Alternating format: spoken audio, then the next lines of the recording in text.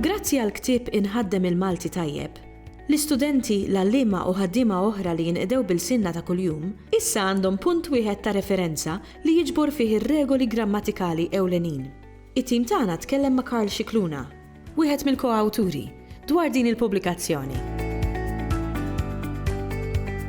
Fil-waqt li l-ortografija tiffoka fuq lingwa miktuba skont regoli u konsuetudnijiet maqbula, il-grammatika tikkonċerna dawk ir-regoli li l-kellim nattiv inkonxjament iħaddem waqt li jkun qiegħed jitkellem u anke jikteb. Kien għalhekk li ddeċidejna li dan il-ktieb insemmuh Inħaddem il-Malti tajjeb billi fil-grammatika aħna nkunu qegħdin inħaddmu il-lingwa. Inħaddem il-Malti tajjeb huwa ktieb ta' referenza li jippreżenta ir-regoli grammatikali mod konċis u b'ħafna eżempji. U barra minn hekk jieħu konsiderazzjoni bosta studji reċenti wkoll. L-istess bħal ktieb Nikteb il-Malti tajjeb, l-idea biex nagħmlu dan il-ktieb ħarġu biha l-uffiċjali edukattivi tal-Malti fi ħdan id-Dipartiment tal-Kurrikulu tal-Ministeru tal-Edukazzjoni u x-Xogħol. Wara s-suċċess li kellna bl-ewwel ktieb u r-rispons pożittiv li rċevejna mingħand l-għalliema u anke l-edukaturi l-oħrajn, iddeċidejna li issa nimbarkaw fuq it-tieni proġett. Jiġifieri dak li jkollna manwal tal-grammatika li jista' jkun ukoll punt ta' riferiment u anke ktieb ta' referenza għall-għalliema tal-primarja u anke dawk l-għalliema tas-sekondarja biex jippreparaw il-lezzjonijiet tagħhom u anke il-xogħol li jagħtu lill-istudenti fil-klassi. Dan ix-xogħol sar ukoll bl-għajnuna ta' żewġ għalliema oħra, is-Sur Christopher Giordano u s-Sur Xavier Semaġus. Flimkien bħala tim aħna fassalna dan il-ktieb u mbagħad ktibnieh. Dejjem bl-għajnuna tal-uffiċjali edukattivi tal-Malti wkoll. Dan il-ktieb huwa maqsum f'16 tema ewlenija. Bla dubju ta' xejn l-akbar żewġ temi huma dawk tal-verb u dak tan-nom. Billi fihom il-verb għandu ħafna temi oħrajn li joħorġu minnu.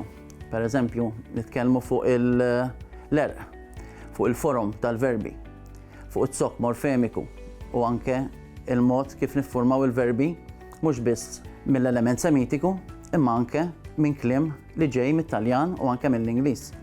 Minn barra dawn iż-żewġ temi ewlenin hemm ukoll temi oħrajn, bħal pereżempju l-alfabet u l-fonoloġija, l-affissazzjoni, jiġifieri dawk iż-żidiet li aħna nagħmlu mal-kelma, jiġifieri il-prefissi li nżiduhom quddiem, is-suffissi li nżiduhom fuq wara, u anke l-infissi, jiġifieri żidiet li nżiduhom fil-kelma stess biex bihom niffurmaw kliem ġdid.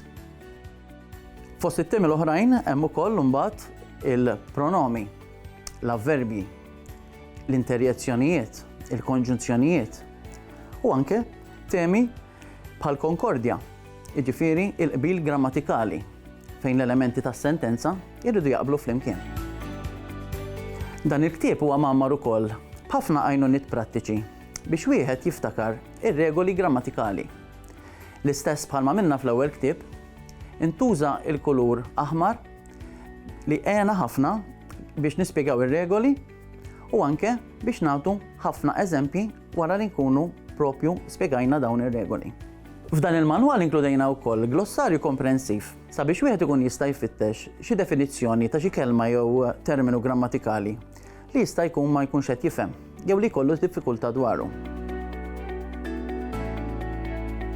Dan il-ktieb inkiteb primarjament għall-għalliema, dawk tal-primarja u anke dawk li għallmu l-Malti fis-sekondarja u anke huwa għodda utli wkoll għal dawk l-istudenti li jinsabu fl-aħħar snin tas-sekondarja u jkunu ħajamlu l-eżami taċ-ċess. Studenti oħrajn li jkunu qegħdin jistudjaw il-Malti f'livelli ogħla bħal post-sekondarja u anke fl-università jistgħu jsibu dan il-manwal bħala għajnuna kbira wkoll fl-istudji tagħhom. Anke persuni oħrajn lilin mill-kamp tal-edukazzjoni jistgħu jsibu dan il-manwal bħala għodda utli. Jiġifieri kittieba, tradutturi, qarrija tal-provi, ġurnalisti Kull min juża l-Malti f'xogħlu jista' wkoll isib dan il-manwal utli fix-xogħol tiegħu.